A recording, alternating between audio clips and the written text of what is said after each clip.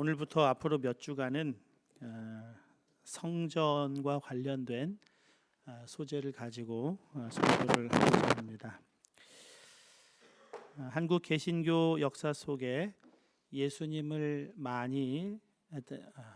닮은 분들이 많이 계십니다. 사랑의 원자탄 손양원 목사님, 산정현 교회 주기철 목사님, 또 기업인으로서는 유일한 선생님 같은 분들, 헤아릴 수 없는 무명의 유명의 증인들이 많이 있습니다. 그들 가운데 우리와 가까운 시대를 살다가 가신 한 분이 계십니다. 그 사람 바보 의사 안수현 선생입니다. 2006년에 예수님처럼 33년의 생애를 마치고 하나님 곁으로 갔습니다. 아직 어린 나이임에도 불구하고 그의 장례식장에는 무려 4천여 명의 조문객이 발길을 했다고 합니다. 내과 레지던트를 마치고 군에 입대해서 군의관으로 복무하던 중에 유행성 출혈열이라는, 건강한 젊은이들은 치사율이 0.1%밖에 되지 않는 그런 질병에 아깝게 생을 마감했습니다. 그의 책장에는 언제나 성경과 오스왈드 챔버스 목사님의 주님은 나의 최고봉이 꽂혀 있었다고 합니다. 바보 의사 안수현이 책을 구입하는 그 구입량의 60% 이상은 언제나 다른 사람을 위한 것이었다고 합니다. 책이 꼭 필요한 사람들에게 신앙서적을 선물하고, 음악을 사랑했던 이 의사는 CCM 테이프를 정말 가방 안에 그 CCM 테이프가 떨어질 날이 없이 늘 가지고 다니며 간호사, 환자, 또 환자의 보호자에게까지 선물하며 그들을 위해 기도하기를 멈추지 않았다고 합니다. 그가 담당하던 어린이가 있었습니다. 은지라는 어린이인데요. 2년간 백혈병 투병하고 퇴원해서 집에 갔는데, 이 은지의 생일에 생일 케이크와 항암 투병으로 인해 머리가 다 빠졌기 때문에 그 머리를 보호할 예쁜 모자를 선물로 가지고 찾아갔다는 겁니다. 의사 선생님이 환자 생일 챙긴다는 얘기는 전 처음 들어봤습니다.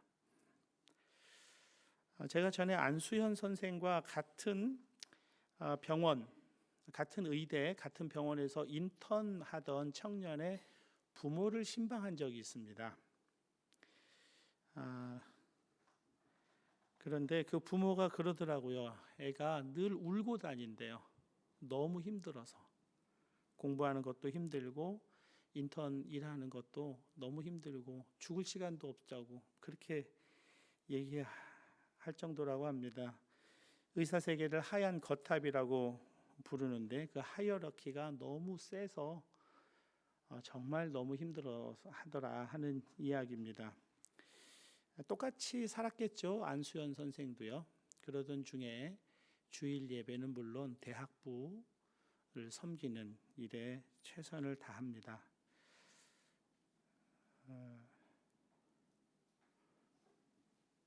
그의 일기에 이런 글이 적혀 있었습니다. 나의 나된 것은 하나님의 은혜로 된 것이니 내게 주신 그의 은혜가 헛되지 아니하여 내가 모든 사도보다 더 많이 수고하였으나 내가 아니요 오직 나와 함께 하신 하나님의 은혜로다. 그렇다. 내가 이 자리에 있는 것은 모두 하나님의 은혜다. 앞으로 내 생명이 다하는 날까지 나는 환자들에게 의술과 사랑을 나눌 것을 다짐한다. 그것이 하나님께서 내게 주신 사명이니까. 그 사람 바보 의사 안수현은 그렇게 살 수 있었던 모든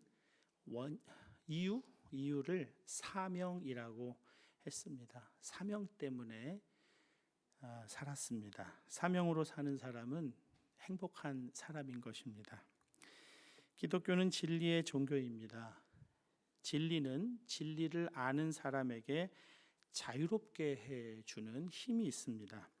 진리를 알지니 진리가 너희를 자유롭게 하리라. 그런데 여러분, 진리가 뭐죠? 기독교의 진리는 사상 체계나 신념 체계 등 어떤 철학적인 이론이 아닙니다. 신학적인 체계적인 지식을 진리라고 하지 않습니다. 내가 그 사상을 터득해서 소유하면 그렇게 살 수 있을 것이라고 생각하는 개념, 그런 것 아닙니다. 요한복음 3장 38절입니다. 그러므로 아들이 너희를 자유롭게 하면 너희가 참으로 자유로우리라. 진리를 알면 진리가 자유롭게 한다고 말씀하시고 곧 이어서 아들이 자유롭게 한다고 말씀하시는 이유는 아들이신 예수님이 진리이시기 때문에 그렇습니다. 기독교의 진리는 그래서 인격입니다. 살아계시는 예수님과 인격적으로 만나는 것이 우리를 자유롭게 합니다. 의사라는 직업에 매이지 않고 환자를 사랑하고 도와주는 동사의 삶을 살게 하는 자유와 행복이 진리이신 예수님과의 만남 속에 있습니다. 세례를 받기 전에 반드시 하는 것이 있는데요. 세례 문답입니다. 기독교 진리를 정교한 논리로 정리한 신앙 고백을 교리라고 하는데요. 세례 받기 전에 그 진리에 대해서 알고 있는지 확인하는 것이 교리 문답이에요. 영국 웨스트민스터 소요리 문답 1번입니다. 사람의 제일 되는 목적이 무엇인가? 사람의 제일 되는 목적은 하나님을 영화롭게 하는 것과 영원토록 그를 즐거워하는 것이다. 모름지기 그리스도인은 인생의 목적이 구별된 사람들입니다. 세상은 자기를 위해 살아갑니다. 자아 실현이 인생의 목적입니다. 교회에 다니면서도 여전히 자아 실현이 목적인 분들이 계실 겁니다. 아직 예수님을 정말 만나지 못한 사람은 자아 실현이 여전히 인생의 목적이 됩니다. 그러나 예수님을 진정으로 인격적으로 만난 사람은 그 인생의 목적이 달라집니다. 세상과 구별된 목적을 갖고 살아갑니다. 하나님을 영화롭게 해드리고 싶어 하게 되고 그분을 영원토록 즐거워하고자 하는 소망이 생기는 것입니다. 여러분은 성령 받으셨습니까? 네. 처음 성령 받는 것을 성령 세례라고 그러거든요. 한때는 성령 세례 받는 것을 방언이라고 했어요. 물론 성령 세례 받을 때 방언이 터지는 경우도 있습니다. 그러나 모든 성령 세례가 방언 터지는 것과 일치되는 것은 아닙니다. 성령 받은 것을 바르게 알기 위해서는 우리가 말씀에서 확인해야 합니다. 성령 받은 사람은 하나님을 아버지라고 부르거든요. 로마서 8장 16절입니다. 성령이 친히 우리의 영과 더불어 우리가 하나님의 자녀인 것을 증언하시나니. 우리가 하나님을 아버지라고 부르는 것, 그것은 그냥 그런 지식을 갖게 됐기 때문에 아닙니다. 그런 지식을 가져도 하나님을 아버지라고 부르는 것은 성령께서 우리 마음에서 하나님은 너의 아버지셔라고 가르쳐 주시고 그 가르치심에 내가 동의가 되기 때문에 그런 것입니다. 하나님이 내 아버지이심이 성령 안에서 믿어집니다. 이것이 성령을 받은 증거예요. 신기한 일이 일어나는 것을 증거라고 하지 않아요. 성경에서 말씀하시는 증거는 바로 여기에 있습니다. 그런데 그 아버지께서 자녀에게 주시는 것이 있습니다. 로마서 8장 16절입니다. 자녀이면 또한 상속자 곧 하나님의 상속자요 그리스도와 함께한 상속자니 우리가 그와 함께 영광을 받기 위하여 고난도 함께 받아야 할 것이니라. 자녀이면 부모에게 상속을 받습니다. 유전자도 상속받죠. 믿음의 가정에서는 믿음을 유산으로 상속받습니다. 재산이 있는 가정에서는 유산으로 재산의 일부를 또한 상속받겠죠.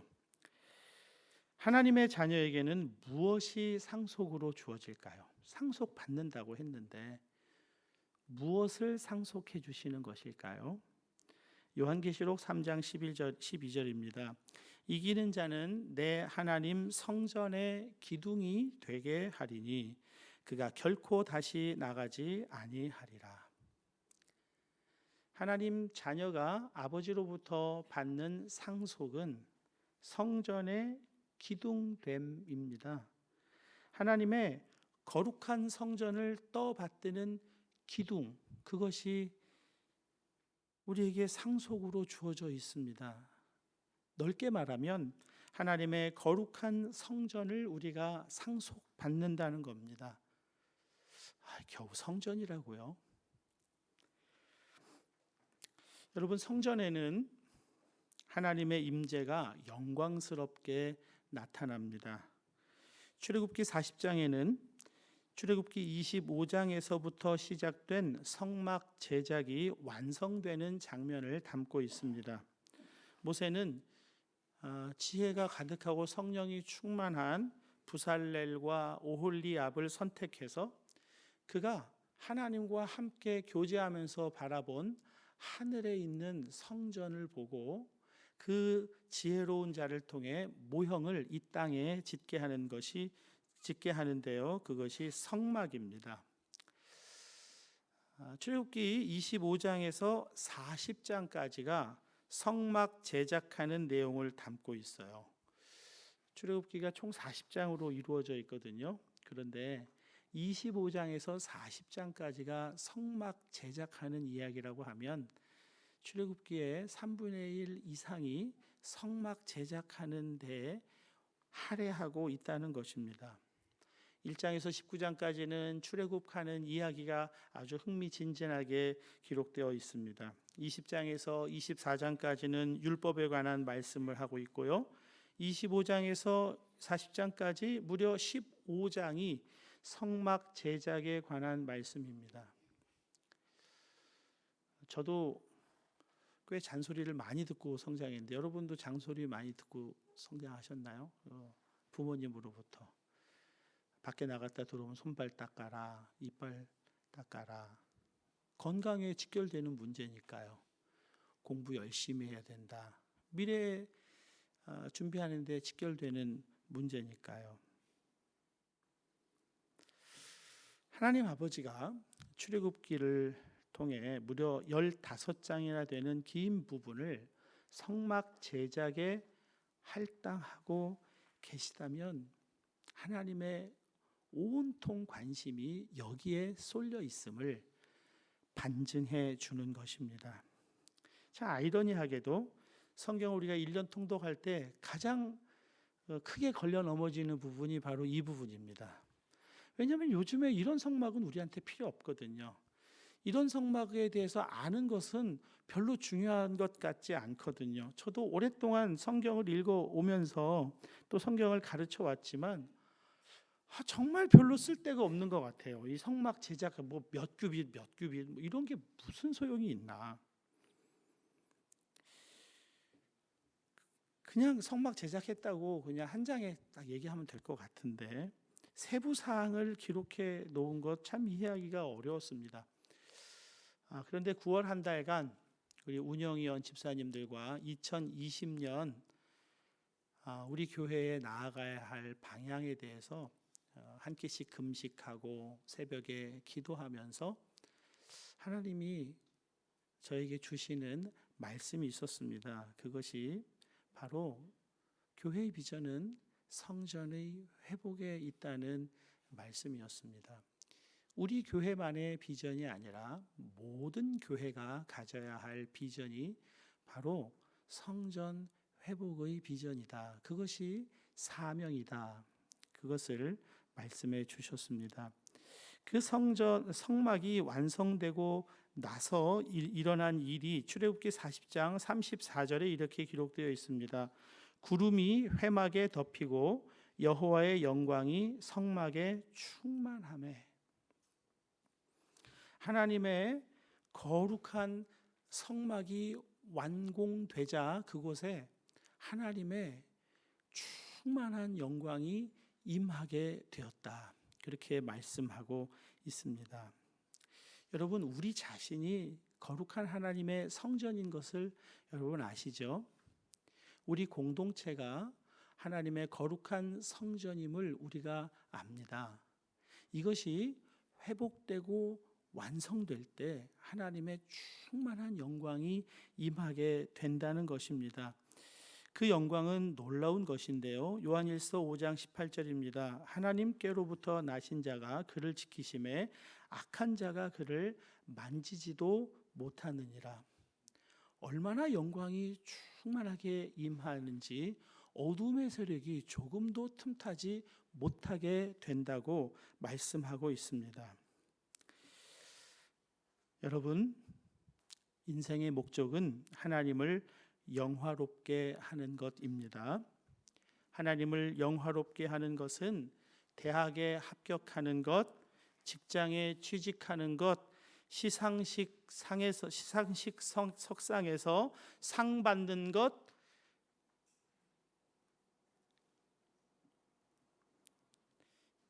너무 단호하게 말하면 거부감 가지실까 봐 좀 조심스러운데 그런 거 아닙니다.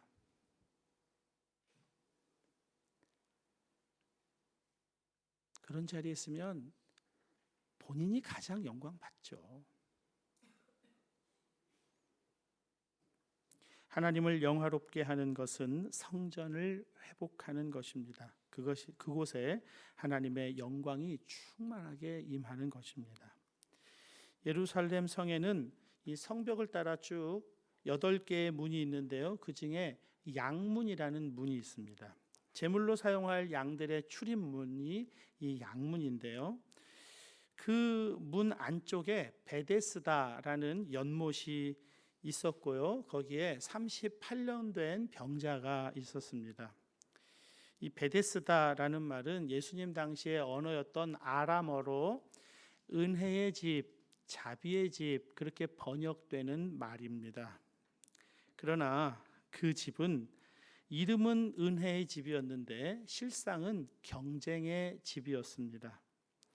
연못에 물이 움직일 때 그 물에 가장 먼저 들어가야 병이 낫는다는 전설 때문에 수많은 사람들이 거기에 운집해 있었고, 아픈 사람들 중에서도 신속하게 움직일 수 있는 사람이 혜택을 얻는 집이었고, 아픈 사람 중에서도 곁에 늘 도와줄 사람이 같이 있어야 혜택을 얻을 수 있는 집이 이 베데스다 은혜의 집이었습니다. 은혜의 집이 아니죠. 경쟁의 집, 무자비한 집입니다. 예수님이 그에게 가셨습니다. 아무런 가능성이 없이 죽지 못해 앉아있던 그 아무런 경쟁력도 없던 그를 주님이 일으켜 세워주셨는데요. 바리새인들은 예수님의 그 치유를 안식일에 의료행위했다고 비난합니다. 그때 예수님이 하신 대답이 요한복음 5장 18절입니다. 내 아버지께서 이제까지 일하시니 나도 일한다. 기도 가운데 주신 말씀이 바로 이 말씀이었습니다. 예수님이 일하신대요. 아버지께서 지금까지 일하시니까. 근데 예수님이 하시는 일이 도대체 뭘까요? 예수님 하신 일이 많죠. 가르치시고 병 고치시고. 그 일의 목적이 뭘까요? 베데스다 연못에서 아픈 사람, 38년 동안 아픈 사람을 불러 일으켜 세우신 그것은 단순히 병을 치료하기 위한 것이 아니었습니다. 성전의 회복의 일을 하신 것이었습니다. 모세가 제작한 성막, 그 성소에는 여러 기구들이 들어가 있습니다.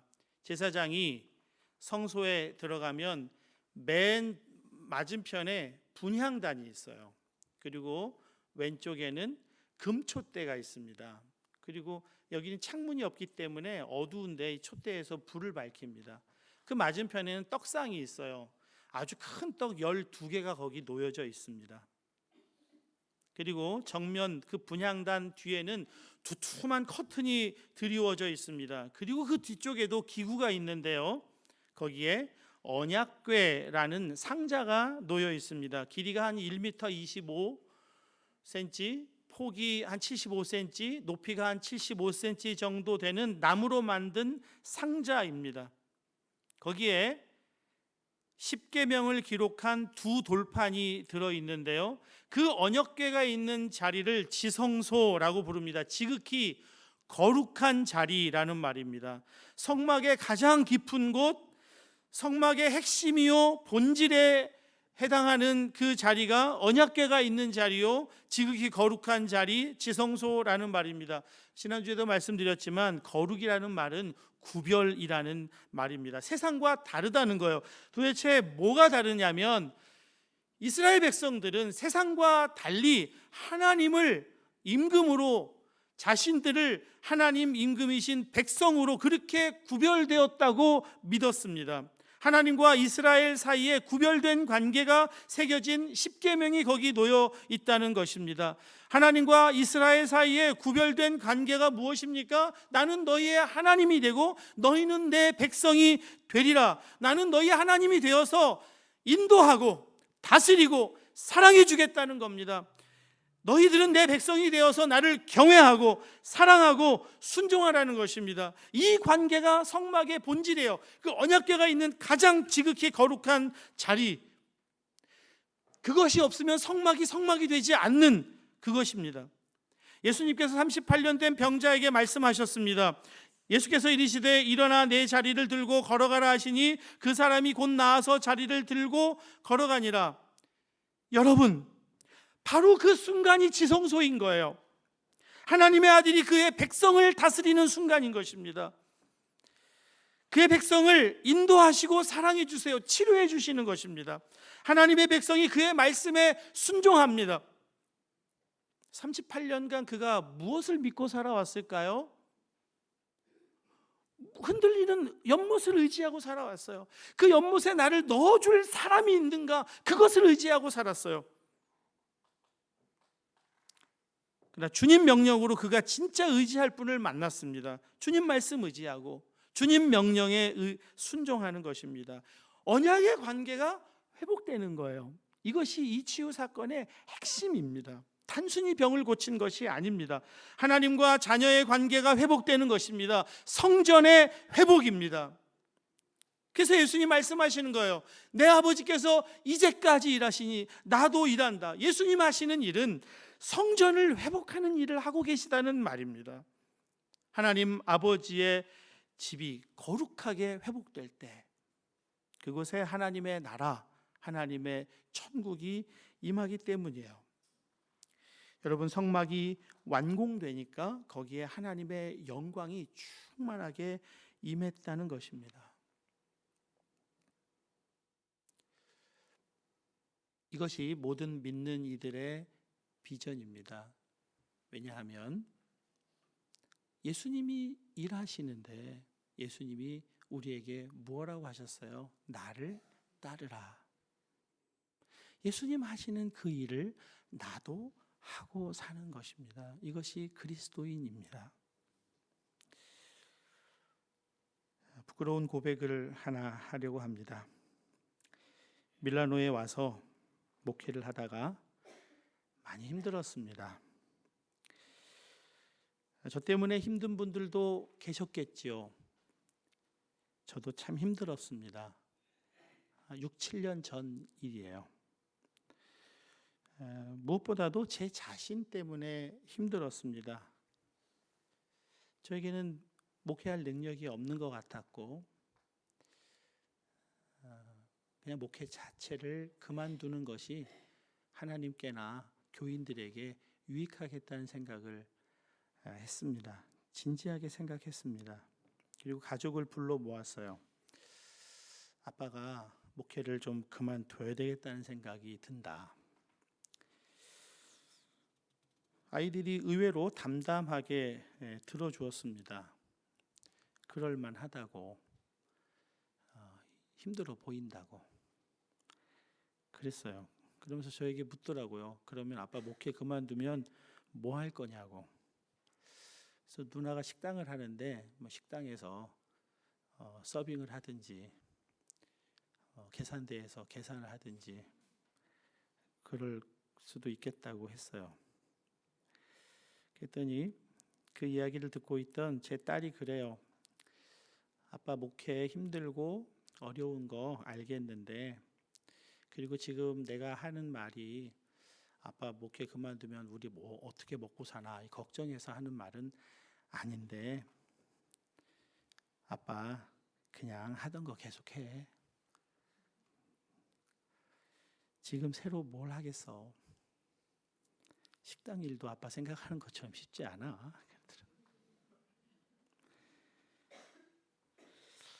물론 아이들의 이 말 때문에 제가 계속 목회를 하고 있는 것은 아닙니다. 그런데 그때 가족이 생각났습니다. 정말 운명 공동체구나. 가족은 기쁨도 함께 나누고 슬픔도 함께 나누고 행복도 함께 나누고 고난 어려움 있다고 해서 아이들에게 숨길 것이 아니라 함께 나누는 것이 가족이구나. 그걸 깊이 깨닫게 됐습니다.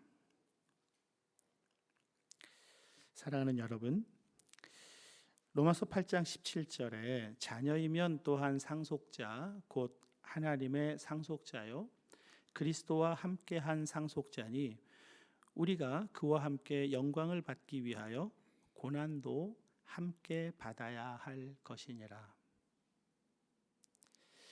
우리가 하나님의 가족 공동체입니다. 하나님을 아버지라고 부르잖아요. 아버지로부터 상속도 받지만 그 아버지와 함께 고난도 함께 받아야 할 것이니라 그랬습니다. 하나님 아버지의 소원은요, 예수님에게 그대로 나타나 있습니다. 무너져 있는 제단을 수축하고 무너져 있는 성전을 회복하고 우리 각자 개인의 성전을 회복하고 공동체의 성전을 회복하고 온 열방에 무너져 있는 제단을 다시 수축하고 성전을 회복하는 것, 이것이 아버지의 소원이에요. 우리에게 상속된 복입니다. 그런데 이 일을 하는데 고난도 함께 받아야 할 것이라 말씀하고 있습니다. 교회를 다닌다고 해서 모두 이 사명을 받는 것이 아닙니다. 이 사명 거부하는 사람도 있을지 모르고 비웃는 사람도 있을지 모릅니다. 그래도 사명은 사람들의 지지를 받는 것이 아닐지라도 사명입니다. 하나님 아버지께서 소원하시는 그 일이 나의 소원 되는 것, 그것이 사명입니다. 2020년을 이제 우리가 준비하는 시간들을 갖고 있는데요. 우리 교회는 많은 팀들이 있어요. 정말 헌신적으로 섬겨주는 귀한 팀원들과 팀장들이 있습니다. 간곡하게 권고드립니다. 사람의 아이디어로 계획 세우지 마시고 반드시 함께 기도함으로 기도를 통해서 하나님이 성전 회복의 일을 우리 팀을 통해 어떻게 이루어가기 원하시는지를 기도하고 계획을 세워가시기를 권고드립니다. 그것이 우리가 바르게 섬겨 나가는 것이고 우리의 섬김을 통해서 하나님은 우리 개인과 공동체, 세계 열방의 성전을 회복해 나아갈 것입니다. 우리가 성전 회복 못합니다. 우리가 어떻게 하겠어요? 예수님이 하세요. 우리가 할 수 있는 일만큼만 예수님 하시는 일에 함께하면 그것으로 충분한 거예요. 그런데 우리가 할 수 있을 만큼의 그 일이 무엇입니까? 기도로 하나님께 물어야 합니다. 그리고 그 계획을 함께 세워 나가는 것이죠. 여러분에게 이 사명을 여러분의 사명으로 받게 되는 은혜가 이 시간 있기를 원합니다. 그럴 때 여러분의 인생은 정말 행복한 인생이 될 것입니다. 그 어떤 방해와 고난에도 불구하고 이 사명을 이루기 위해 끝까지 싸워나갈 수 있는 능력이 하나님으로부터 우리에게 주어지기 때문입니다. 사명의 사람 되어서 참 행복의 길을 걸어가는 저와 여러분 되실 수 있기를 바랍니다. 이제 성찬의 자리로 나아가겠습니다.